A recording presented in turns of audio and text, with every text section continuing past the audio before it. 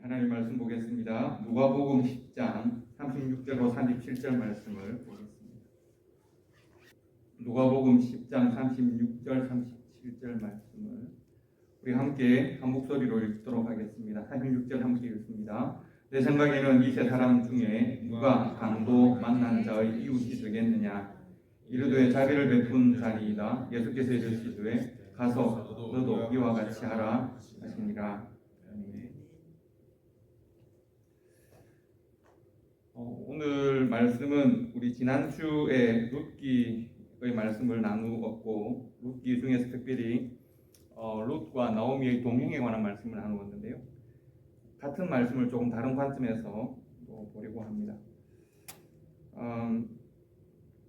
요즘 이민 사회가 많이 힘들다고 합니다. 여러분들도 아마 좋지 못한 소식들을 이민에 관계된 우리 이민 사회 관계 좋지 못한 이야기들을 많이 들으실 것 같은데요. 이럴 때 교회 역할들이 필요하고 또 교회가 대단히 큰 도움을 어떻게 하기보다는 오히려 그들에게 위로와 또 피할 길을 함께 생각할 수 있는 그런 우리 역할들을 할 수 있으면 좋겠다 그런 생각을 합니다. 제가 필라에서 이제 오랫동안 있었던 건 여러분 아실 테고요. 이제 상담 사무실을 따로 운영을 하고 있었는데 필라델피아의 각 주변 로컬 경찰서 혹은 각 타운십의 법원들 이런 데 보면 가끔씩 긴급하게 열리는 사건들이 있습니다. 코리안 이머전시 넘버라고 해서 제 넘버가 거기에 올라 있었어요. 급하게 연락받고 경찰서나 법원으로 뛰어갈 때가 있었습니다. 최근에 이제 한 사건이 자꾸 기억이 나는 사건이 한 사건이 있었는데 필라델피아로 가시면 그 웨인이라고 하는 필라델피아 남서쪽으로 한 20분 30분 내려가면 아주 초기 필라델피아가 개척될 초기에 개척되어졌던 굉장히 잘 사는 또 좋은 환경도 좋은 그런 한 타운이 있습니다. 웨인이라고 하는 곳은 학군도 최고입니다. 그래서 학군이 최고라는 말은 무슨 말일까요? 한국 사람들이 엄청 모인다는 말이죠. 그때 한 10년 전에 이럴 때는 조기 유학이 엄청나게 정말 그 지역으로 몰렸습니다. 왜냐하면 그 지역에 이제 공립학교 수준이 정말 어마어마했습니다. 워낙 부자 동네다 보니까요. 공립학교 수준이 엄청나고 한국에서 온 그 조기 유학생들이 그 학교들마다 많았습니다. 굉장히 늦은 시간이었는데 겨울이었던 걸로 기억하고 오후쯤 됐던 것 같아요. 경찰에서 오라고 그러니까 그 타운십 안에 경찰과 코트가 붙어있는 법정이 붙어있는 곳인 오라고 해서 가봤더니 한 40대 초반 정도 되는 한 여성과 그 딸 7학년이라는 딸이 있었어요. 그리고 보니까 그 옆에 5학년 아들도 하나 있는 거예요. 가족 문제. 그래서 왜 그러냐고 했더니 이 여자분이 패닉 상태가 되어서 아무 말도 못하고 아무 말도 하지 않는다. 통역이 필요하다. 또 이 사람을 또 어떻게 이야기할 수 있도록 해봐라. 이런 거였어요. 죄명이 뭔가 아동학대예요. 상황이 어떤가 하면 제가 잠시 시간을 얻어서 그분하고 이야기를 해서 이제 마음을 풀고 이야기를 했더니 너무 안타까운 거죠. 15년 전쯤 결혼을 해서 굉장히 좋은 집안, 양가의 좋은 집안이 선을 받아 결혼을 해서 미국으로 유학을 와서 남편이 공부를 하고 자신은 이제 남편과 함께 생활하고 하는 거였는데 결혼할 때는 몰랐는데 함께 살다 보니까 남편이 폭력적인 거예요. 그러니까 폭력성이 드러나는 거예요. 그런데 미국에서 힘들고 어렵다 보니까 그렇겠지. 공부하기도 어렵고 환경도 어렵고 하니까 그렇겠지. 한국으로 돌아가면 괜찮겠지. 라고 생각을 막연하게 견디고 참았다는 거죠. 10년을 있었는데 10년 동안 이제 학위를 마치고 한국에 본인이 원하는 그 대학에 이제 교수로 가고 이렇게 되었는데 조그만 외부의 스트레스를 받으면 가정에서 폭력으로 그게 드러나는 방식이었다는 거죠. 그래서 도피하듯이 자녀 유학이라는 핑계를 대고 아들과 딸을 데리고 이제 막 미국으로 온 지 아직 1년이 채 얼마 되지 않은 상황인 거죠. 그렇게 사실 흔히 드물게 보는 경우는 아니어서 예, 그렇게 잘 사시면 되겠네요 했더니 문제는 뭐였냐면 그 아버지 혹은 남편의 그 폭력적 성향이 자신의 삶에도 상처와 흔적으로 남아있고 자기도 모르는 사이에 자기가 남편처럼 자녀들을 대할 때가 있고 자녀들 또한 어릴 때부터 보아왔던 폭력적인 언어와 폭력적인 성향이 자녀들 또한 그것이 드러나는 때가 있더라는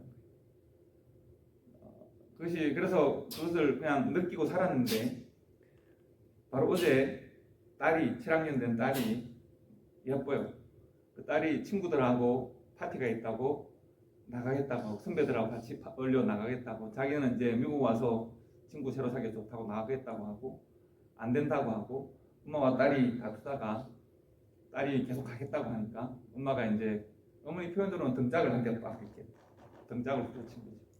그리고 딸은 처음 맞아보는 거라 딸은 놀라서 밖으로 뛰쳐나갔는데 점점 어두워지고 추운 겨울날이 어두워지고 딸이 그렇게 외투 같은 걸 준비하지 않고 뛰쳐나갔기 때문에 이제 집을 나가서 아파트를 나가서 계속 걷다가 보니까 춥잖아요. 그래서 이렇게 움켜쥐고 걷다 보니까 경찰이 온 거죠. 그 지역은 아이들이 걸어다니면 경찰이 와서 보호를 하는 지역이란 말이죠. 그래서 경찰에 잡혀간 거죠. 너 왜 혼자서 외투도 입지 않고 걸어다니니? 라고 하는 첫 마디에 엄마가 때려서요 라고 말을 한 거죠. 그래서 경찰이 와서 엄마를 잡아간 거예요. 그래서 제목으로는 급하게 그 다음날 바로 아침에 코트가 바로 열리는데 제목으로는 아동학대예요. 큰일 난 거죠. 딸도 큰일이 났고 엄마도 큰일이 나고 아들도 옹기끼리 큰일이 나고 세 가족이 울고 아무리 때려서 울고 딸이 이제 아니라고 내가 잘못 말한 거라고 해도 안 되는 거죠. 그래서 그날 제가 더 이상 할 일이 없어서 통역만 하고 1년 집행유예 1년 형을 얼마 집행유예 1년을 받은 거죠. 그런 일이 있거든요. 그런 일이 가끔씩 한국 문화와 미국 문화의 차이나 가정에 일어난 일들이 드러나거나 해서 그런 일들이 있습니다. 집행유예를 받았기 때문에 이제 바로 풀려나기는 하죠. 집행유예 되는 거니까. 그래서 식당에 가서 이제 제 가족과 함께 잠시 앉아서 이야기를 하는데 하도 울어서 제 가족이 다 함께 식당에 떠나가라고 울어서 대화가 잘 되진 않았는데 그 어머니가 계속 했던 말이 그 말이에요. 내 인생이 왜 이럴까요?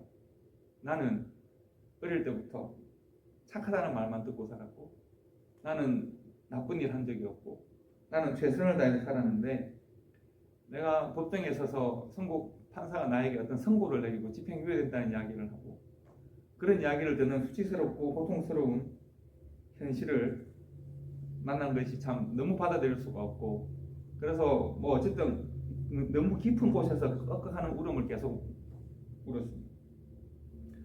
한참을 그렇게 하다가 이제 돌아가야 되니까 저도 집으로 가야 하니까 어머니께 제가 마지막 묻고 싶은 것이 있어서 혹시 어머니 신앙생활 하고 계십니까? 라고 물었습니다. 그랬더니 그분 말씀이 자신과 남편은 모태신앙이고 자신은 대학 다닐 때 선교 활동, 예를 들면 CCC나 SFC 이런 어떤 선교 단체 일도 했다는 거죠. 그래서 제가 그러면 지금 어느 교회 다니시나요? 이렇게 물었더니 그분이 그때 그런 말을 했습니다. 출석하는 교회 지금 없어요, 목사님. 왜 교회를 나가시죠? 왜요? 목사님, 예수를 믿어도 별 수 없잖아요. 이렇게 내가 불행한데 불행이 계속 반복되는데 예수 믿어도 별 수 없잖아요. 제가 그 말, 예수 믿어도 별 수 없다는 그 말이 제 마음에 딱 이렇게 그 한 센텐스가 각인이 딱 됐습니다. 제가 좀 앉아 있으면 여러 가지로 그 가정을 도울 방법을 모색하고 했었는데 아무 필요 없어요. 제가 알아서 할 거예요. 제가 알아서 할 거예요. 그리고 사실은 부끄러워서 더 이상 이 지역에는 못 살겠고 소문도 안 났을 거예요. 다른 사람 시선도 너무 중요하고 정말 이사를 가버렸죠. 사라져버렸어요. 다른 지역으로 사라져버린 거죠. 정말 도움이 필요하고 교회가 필요하고 무엇보다 복음이 필요한 가정인데 정말 안타깝게 내가 알아서 할게요 라고 말을 하고 떠나버린 가정이 늘 오랫동안 마음에 기억에 남아있습니다. 우리가 살다 보면 우리 인생에도 계절이 있는 것 같습니다. 어느 계절 우리 인생의 어떠한 부분은 따뜻하고 좋고 명랑하고 즐겁고 어떤 계절에는 우리 인생의 어떤 계절은 수확도 있고 보람도 있고 어떤 계절은 차갑고 고통스러운 겨울 같은 그런 우리의 삶의 텀들이 있습니다. 때로 그 어려운 시간은 내가 잘못하고 내가 실수하고 내가 잘못 판단해서 내게 다가오기도 하고, 때로 어떤 어려움이나 시련은 나와 관계없는 사람의 욕심이나 악함 때문에 다른 사람의 잘못에 대한 책임을 내가 지는 방식으로 다가오기도 합니다. 그럴 때마다 우리가 고민합니다. 나는 참 열심히 살았는데, 나는 최선을 다했는데, 나는 바르게 도덕적으로 윤리적으로 잘못이 없는데 나는 왜 이러한 삶을 사는 것일까? 내게는 신앙도 있고 나를 도와주는 사람들도 있는 것 같고 나는 하나님을 믿고 뭐 이런 여러 가지 나는 좋은 나를 서포트해주는 많은 사람들과 내 편이 있음에도 불구하고 나는 왜 이러한 고통과 고난의 시련들을 반복해서 산을 넘으니 높은 산을 파도 넘어 다시 또 다른 파도가 다가오는 것일까? 헤어나려고 해도 왜 나는 길이 보이지 않는 막막한 현실들을 살아가는 것일까? 라고 하는 고민을 하는 때가 있는 것 같습니다. 혹 여러분들이 그런 때를, 그런 시점을 만난 적이 있으시다면 어떻게 그 때를 견디셨습니까? 어떻게 그 때를 넘어가셨습니까? 나오미의 인생이 그렇습니다. 룻기를 통해서 만나는, 구약의 룻기를 통해서 만나는 나오미의 인생이 그렇습니다. 그들의 조상은 노예로 살았습니다. 히브리라고 하는 개념은 혈통적 개념이 아니라 신분적인 개념입니다. 이스라엘은 민족적 개념이고 혈통적 개념이잖아요. 이스라엘 백성들, 히브리인은 똑같이 않습니다. 히브리인은 노예 계층을 뜻하는 말입니다. 그리고 이스라엘은 혈통적인 개념이죠. 이스라엘이 애굽에서 히브리인으로 살았기 때문에 히브리인이라고 말을 하는 겁니다. 그들은 히브리인이었습니다. 즉 제국 애굽의 노예로 살다가 하나님께서 젖과 꿀이 흐르는 땅으로 인도하겠다고 해서 가나안 땅으로 들어온 것입니다. 그러면 과연 그 땅에 젖과 꿀이 흘렀는가? 나는 아무것도 하지 않아도 저절로 젖과 꿀이 흐르는 땅은 나에게 수많은 생산물을 내게 허락해주고 행복하게 살 수 있었는가? 그렇지 않은 것 같습니다. 그들은 흉년을 만났습니다. 이방 땅이지만 모압으로 우리가 건너가면 이 흉년을 넘어설 수 있을까? 그래서 네 식구가 엘리멜렉의 가정이 나오미가 말론과 기론이라는 아들 두 아들이 함께 모압으로 떠난 것입니다.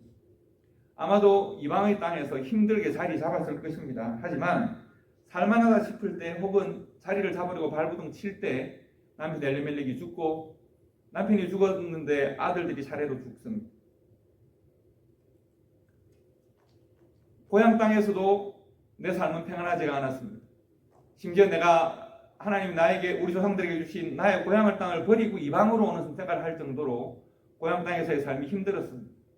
이방의 땅에서 뭐가 쉬웠겠습니까? 이방의 땅에서 정말 힘들었는데 그래도 나를 지켜주고 나를 지탱해주는 남편이 죽습니다. 아들들이 죽습니다. 연달아 다가오는 파도와 같은 이 시련과 고통에 나오미가 쓰러집니다. 어찌할 줄을 모르겠습니다. 그저 절망 외에는 할 것이 아무것도 없습니다. 나오미가 자부들을 불러서 나는 고향으로 돌아갈 테다. 너희들은 너희의 고향으로 돌아가거라 라고 말을 하는 이 말은 사실은 절망의 다른 표현입니다. 삶을 포기하는 말입니다. 돌아갈 수 있을까? 젊은 여인들은 모압 땅에서 모압으로 가는 젊은 여인들은 갈 수 있을지 모릅니다. 그러나 늙고 병든 이제 혼자 된 나오미가 모압 땅을 지나서 사해를 빙 둘러서 유대평야를 지나서 베들레헴으로 갈 수 있을까? 조금이라도 길을 잃기만 하면 유대평야 같은 경우에는 유대 광야 같은 경우에는 여러분 혹시 뭐 광야의 길을 잃어보셨습니까? 저는 그런 경험이 한 번 있습니다. 30분에서 1시간 정도 길을 잃으니까 정말 그 죽음이 보이는 그런 시점이 있습니다. 어떻게 이 나이 많은 한 여인이 늙고 병든 여인이 어떻게 모압 광야, 모압 평지와 사해 바다를 빙 둘러서 유대 광야를 지나서 어떻게 고향 땅으로 돌아가겠습니까? 돌아가겠다는 그 결심은 다른 말로 하면 이제 나는 내 삶의 모든 어떤 노력이나 극복하려는 의지가 다 했으니 이제 나는 내 남편과 내 아들을 만나겠다라는 말과 같습니다. 모든 것들을 포기하는 말입니다. 나오미가 베들레헴으로 돌아가기로 한 결정이 신앙적이었는가? 제가 볼 땐 그렇지 않습니다. 다시 이제 우리가 고향 땅을 떠나고 언약의 땅을 떠나고 하나님의 땅을 떠난 우리가 회개하고 다시 그 땅으로 돌아가서 하나님의 언약을 회복해야지. 이런 결정이 아니지 않겠습니까? 그런 결정을 할 것 같으면 좀 빨리 결정을 할 수 있었어야지. 그러나 이제 모든 것을 다 잃고 남은 것도 아무것도 없고 희망이라고 하는 말을 내 삶의 어느 곳에서도 찾을 수 없을 때 그녀는 이제 자신의 삶의 주어진 환경과 자신의 삶의 절망이 자신의 삶을 선택하도록 만듭니다. 이제 돌아가라. 나도 돌아가는 길에 어떤 일이 있을지 모르겠으나 나는 이제 더 이상 이곳에서도 내가 지낼 곳이 없구나 라고 하는 말과도 같습니다. 우리가 아는 것처럼 오르바와 룻은 두 며느리입니다. 모압 여인들입니다. 오르바는 우리가 아는 대로 자신의 고향으로 돌아갑니다. 울면서 돌아갔다고 했습니다. 성경이 오르바에 대한 판단을 하지 않습니다. 오르바를 나쁘다고 말하지 않습니다. 왜 그럴까요? 그럴만합니다. 그러나 성경은 누구의 선택에 주목하느냐 하면 룻의 선택에 주목합니다. 룻은 오르바와 전혀 다른 선택을 하는데 우리가 지난주에 읽었던 16, 17절 말씀에서 룻이 말합니다. 어머니가 가시는 곳에 내가 가겠습니다. 어머니가 머무는 곳에서 나도 머물겠습니다. 내가 죽는 일 외에 어머니를 떠나면 여호와께서 내게 벌을 내리시기를 원합니다. 라고 말합니다. 나오미가 선택한 죽음의 여정, 나오미가 선택한 그 절망의 여정, 혼자 걷고 걷다가 아마도 죽음에 이를 수밖에 없는 그 여정을 그 죽음의 여정인 줄 알면서도 룻이 함께 하겠습니다. 당신의 곁을 지키겠습니다. 라고 말하는 것입니다. 제가 말씀을 준비하다가 기억난 사람이 있습니다. 여러분 아마 꽤 오래전에 울지마 톤즈라고 하는 다큐멘터리 보신 기억이 있으십니까? 울지마 톤즈라고 하는 이태석 신부 기억나시는지 모르겠습니다. 이태석 신부라는 분은 지금 저기 대장암 투병 중에 사진을 찍은 거여서 위에 모자를 쓰고 있습니다. 저는 굉장히 큰 도전을 받았던 사람입니다.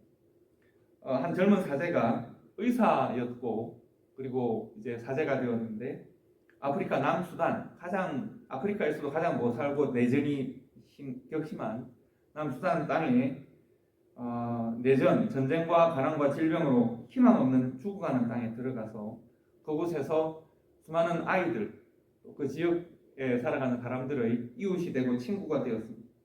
안타깝게도 2010년에 대장암으로 소천했습니다. 하지만 이제 일반 사회에서도 이 이태석 신부의 선택과 헌신을 높이 사서 다큐멘터리로 만들어서 집에 방영을 하기도 했죠. 그리고 그분이 쓴 책 중에서 울지마 톤즈라는 책도 있었지만 또 친구가 되어주실래요? 라는 책이 있습니다. 친구가 되어주실래요? 이 책에 보면 그는 아프리카에 필요한 것은 절망과 죽음의 땅인 아프리카에 필요한 것은 많은 선교단체들이 땅을 나눠주고 물을 나눠주고 옷을 나눠주는 것으로 그치는데 정말 이 땅에 필요한 것은 물론 빵과 물과 옷도 중요할 수 있겠으나 이 땅에 정말 필요한 것은 사랑으로 그들의 곁을 지키면서 함께 살아가는 친구가 필요하다. 그들의 친구가 필요하다. 그래서 친구가 되어주시려는 책을 쓰고 그렇게 이야기하고 있습니다. 죽음과 절망이 지배하는 땅에서 그들로부터 마음을 녹이고 그들에게 생명을 공급해주는 통로가 될 수 있는 친구. 제가 그 이름을 다시 기억하게 된 것이 지난해 한참 의료 대란이 많을 때 그럴 때 2024년 2월 3월 그 사이에 한국에서 67차 전문의 자격시험 합격 명단 2227명이라고 하던 신문에 이렇게 나왔습니다. 2227명의 전문의들 중에서 2명의 인제의대에 졸업하고 인제대학병원에서 2명의 남수단 출신의 의사가 한국 전공의에 패스를 했습니다. 그 이름은 토마스 타반 아곳과 존 마엔 루벤이라는 두 의사인데 이 두 의사가 어릴 때 학생 때 청소년 때 이태석 신부의 친구가 된 것이죠. 친구가 되어서 그 신부의 도움으로 수단에서 공부를 하고 그 신부의 도움으로 한국으로 건너와서 공부를 했고, 비록 15년 전에 이태덕 신부는 하나님의 부르심을 받았지만 이 두 청년은 계속 공부를 해서 지금 이태덕 신부의 자리에 다시 돌아갈 수 있는 좋은 이웃으로 친구로 성장한 것이죠. 복음은 이런 것입니다. 누군가가 예수 그리스도의 이름으로, 예수 그리스도의 마음으로 예수님이 이 땅에 내려오셔서 근본 하나님의 본체시지만 하나님의 영광을 버리시고 사람의 몸을 입고 우리와 같이 되셔서 우리의 친구가 되어주신 것처럼, 우리가 먼 곳에 한 번도 가보지 않아 만나지 보지 못하였지만 그러나 그들에게 예수 그리스도의 사랑이 필요함을 우리가 알아서 그들의 이웃이 되고 친구가 되었을 때 그것이 복음이 되는 것입니다. 나오미에게 룻은 복음입니다.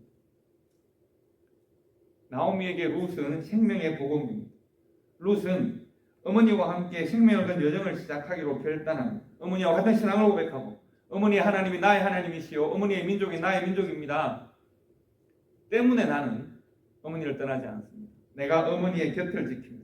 어머니와 같은 소망을 가지고 어머니와 같이 살겠습니다. 나오미는 남편을 잃었습니다. 아들을 잃었습니다. 인생의 가장 차가운 겨울을 만났습니다.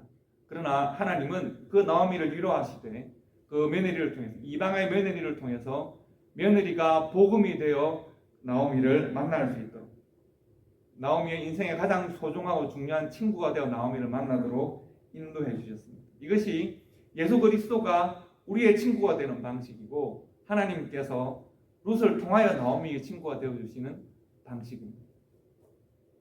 예수님께 한 율법사가 다가와서 질문을 했습니다. 그 율법사의 질문은 재밌습니다. 율법사 정도 되면 그 시대의 신학자들입니다. 어떻게 하면 영생을 얻는지 알겠습니까? 모르겠습니까? 당연히 알겠죠. 그들 나름대로의 신학적 논리가 있지 않겠습니까? 예수님을 시험하기 위하여 물은 것입니다. 어떻게 하면 영생을 얻을 수 있습니까? 예수님께서 그 대답을 어떻게 해주셨을까요? 기억나십니까? 선한 사마리아인 비유를 들려주십니다. 그리고 선한 사마리아인 비유를 다 마친 다음 예수님께서 그에게 다시 묻습니다. 네 생각에는, 네가 판단할 때는 이 하나의 드라마 속에서 예수님께서 왜 비유로 말씀하시냐면, 신학자들은 논리로 생각하잖아요. 근데 그들은 삶에 약합니다. 예수님께서 비유를 통해서 삶으로 그들을 끌어들이십니다. 그 시대에는 이런 일들이 많았으니까요. 그 시대에는 예루살렘에서 사마리아로 가려고 하면 안전한 빙 돌아가는 길이 있는데요. 그 쇼커스로 거기 간다고 하죠. 가면 거기에는 광야에 많은 산적들이 있었습니다. 많은 그 강도들이 있었기 때문에 예루살렘에서 사마리아로 가는 길에 강도를 만났다는 것은 당시에는 흔한 일이었습니다. 그렇기 때문에 사람들이 잘 받아들이는 것이죠. 예수님께서 그들을 한 번도 그런 어려움에 처해 본 적이 없는 이 율법사에게, 율법사는 강도 만난 일을 경험해본 일이 없을 거예요. 그에게 이 드라마 속으로 그 사람을 끌어들여서, 자, 만약 너가 이 드라마 속에 있다고 하면, 만약 너가 강도 만난 자였다고 하면 누가 너의 이웃이 되겠느냐를 물어보셨습니다. 바리새인은 자비를 베푼 자입니다. 사마리아인이라고 말을 하기는 불경스러우니까 자비를 베푼 자입니다라고 말을 합니다. 예수님께서 주저없이 그의 대답에 이어서 바로 말씀하시죠. 뭐라고 말씀하십니까? 가서 너도 그와 같이 하라. 가서 너도 그와 같이 하라. 예수님의 질문은 좀 바꾸어 생각해도 됩니다. 누가 강도 만난 자의 이웃이냐는 질문은 누가 강도 만난 사람의 복음이냐, 누가 강도 만난 사람의 친구냐, 누가 강도 만난 사람에게 복음적인 삶으로 함께 그 곁을 지키느냐를 묻는 것입니다. 누구입니까? 예수님은 너도 다른 사람들의 친구가 되고 너도 복음이 되는 삶을 좀 살아라. 하나님의 말씀을 믿는다고 하고 율법을 지킨다고 하고 율법에 대해 아무런 흠없다고 주장하는 너가 하나님의 말씀이 육신이 되어 너의 삶이 변화되어서 너가 다른 사람의 복음이 되는 그런 삶을 살아가라. 영생은 바로 그런 삶에 있다고 말씀하시는 겁니다. 영생은 어디 있습니까? 이웃이 되고 친구가 되고 이웃에게 복음이 되어지는 그 삶의 영생이 있는 것입니다. 예수님은 같은 질문을 오늘 본문 속에 숨겨놓으셨습니다. 예수님은 어떻게 보면 나오미가 룻과 함께 베들레헴으로 돌아왔을 때 예수님께서 그 상황을 통해서 베들레헴에 있는 수많은 사람들에게 물어보시는 겁니다. 자, 누가 강도 만난 나오미의 친구가 되었는가? 누가 엘리멜렉 가정의 친구가 되었는가? 사람들은 말합니다. 택함받은 이스라엘 백성들 중에는 아무도 나오미를 구원해 줄 사람이 없고 엘리멜렉의 가정에 복음이 된 사람이 없습니다. 예수님께서 묻습니다. 너희들 중에서 정말 아무도 없을까? 아무도 없습니다. 왜요? 우리는 우리 살기도 바쁘니까요. 다른 말로 하면 우리는 각자 자기 속인의 오른대로 살아가기도 바쁘니까요. 우리 시대의 삶의 원칙은 우리 속인의 오른대로 살아가는 것입니다. 우리의 삶의 필요와 욕망대로 살아가는 것입니다. 그렇기 때문에 우리는 나오미를 신경 쓸 틈이 없군요. 하나님께서 다시 그들에게 물으십니다. 자세히 한번 살펴보렴. 지금 나오미에게 누가 나오미의 참된 친구자 이웃이 되고 나오미의 삶에 복음이 되고 있는 것은 누구인가? 사람들이 발견하는 것입니다. 한 사람이 있습니다. 이방인인 룻입니다. 이방인 룻이 복음이 되어 나오미 곁에 나오미를 지키고 있습니다. 예수님께서 룻기를 통해서 말씀하시는 것은 이렇습니다. 가서 너희도 룻과 같이 살아라.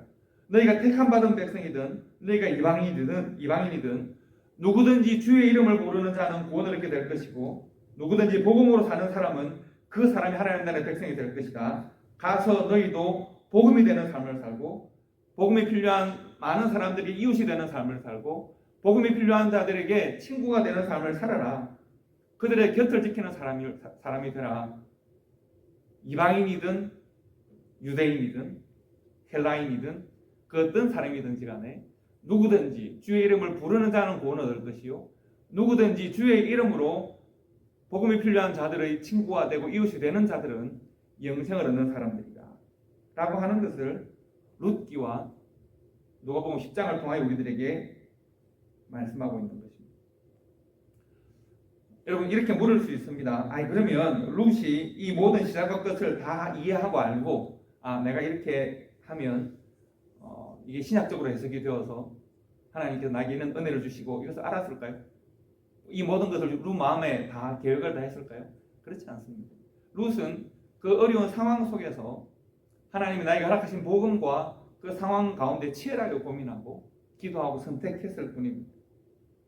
또 우리가 이렇게 물을 수 있습니다. 그러면 룻이 아니면 하나님이 다윗의 혈통을 통한 하나님의 그 구원의 계획은 실행되지 않았을까? 그것도 아닙니다. 만약 룻이 순종하지 않으면 하나님은 그 구원의 계획을 또 다른 방법을 통해 실행하실 것입니다.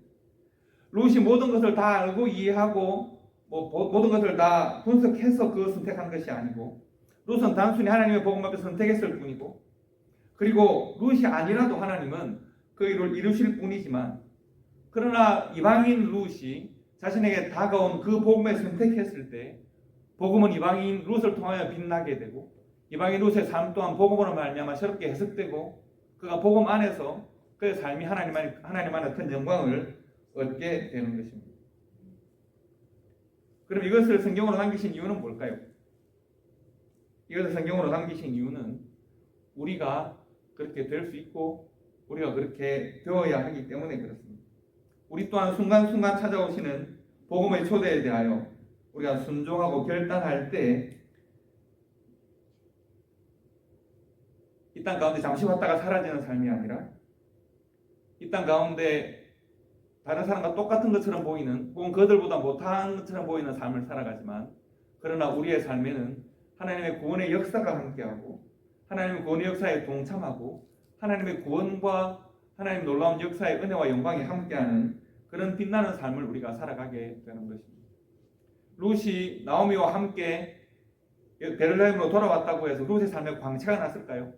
그렇지 않습니다. 룻은 추수 끝난 들판에 나가서 이삭을 주어야 되는 한 가난한 여인에 불과했습니다. 그러나 하나님께서는 나오미 이웃이 되는 삶을 선택한 룻에게 또 다른 이웃을, 또 다른 친구를, 또 다른 하나님의 말씀으로 살아가는 사람을 만나게 하시는 거죠. 룻이 마치 주님께서 이 땅에 내려오셔서 우리 이웃이 되시고 우리의 친구가 되셔서 절망밖에 남지 않는 이 땅을 생명과 소망의 길로 인도하셨던 것처럼 룻이 나오미의 친구가 되었을 때 룻이 이웃이 되고 좋은 성도가 되었을 때 하나님은 또 그 곁에 또 다른 성도를 보내주시고 또 다른 친구를 보내주시고 또 다른 이웃을 보내주셔서 그들이 그렇게 교회가 되게 하시는 겁니다. 롯과 보아스는 물론 부부가 되죠. 그러나 그 자체로 하나의 교회입니다. 하나님께서 그렇게 교회되게 하시고 그 교회를 통하여 하나님의 구원의 역사를 이루어 나가시고 당연히 다윗의 혈통을 이루게 하시고 예수 그리스도의 혈통을 이루어 나가게 하시고 구원의 언약의 계보를 만들어 가시는 것입니다. 성도 여러분, 우리는 오늘날 자본주의 시대의 끝을 살아가고 있습니다. 자본주의 시대, 욕망과 필요가 우리의 신이 되는 시대입니다. 각기 자기 자신이 살기 위해서 발버둥 치는 시대입니다. 그것이 미덕이 되는 시대입니다. 적절한 욕망이 또 욕망의 표현과 추구가 미덕이 되는 시대가 자본주의 시대입니다. 그러나 교회는 이 시대에 그런 시대에 대하여 복음을 살아가고 보여줘야 하는 귀한 사명을 가지고 있습니다. 사사기의 시대에 모든 사람이 각기 자기 속에 오른 대로 살아갈 때 복음으로 살았던 빛나는 두 사람을 하나님께서 우리들에게 소개하시고 그들의 교회를 통하여 우리의 교회에 도전하시는 것처럼 우리는 이 시대에 복음으로 살아야 합니다. 성도는 이 시대를 살아가는 모든 복음이 필요한 자들에 대하여 그들의 이웃이 되고 그들의 친구가 되고 그들의 복음이 되어야 할 귀하고 아름다운 사명이 있습니다. 그 사명으로 살아갈 때 하나님 우리를 보십니다. 그 사명으로 살아갈 때 하나님이 하나님의 천국의 귀한 빛을 우리 삶 가운데 넣어주십니다. 세상은 그것을 발견하지 못할 수도 있습니다. 그러나 하나님의 사람들은 서로를 알아볼 수 있고 서로에 대하여 좋은 친구가 될 수 있습니다. 사랑하는 사바나 초대교회는 이 시대에 복음이 될 수 있기를 바라고 교회가 복음이다 라고 하는 이 명제에 대하여 우리가 아멘하고 삶으로 증명할 수 있는 그런 교회가 되면 좋겠습니다. 삶의 차가운 겨울을 만난 사람들의 선한 이웃이 되면 좋겠습니다. 그들에게 예수님이 우리의 친구가 되어주신 것 같은 그 은혜를 그들의 친구가 되어서 그들도 예수 그리스도의 사랑을 느낄 수 있도록 우리가 그 역할을 할 수 있는 우리 복된 교회와 성도들이 될 수 있기를 주님의 이름으로 축복합니다. 기도하겠습니다.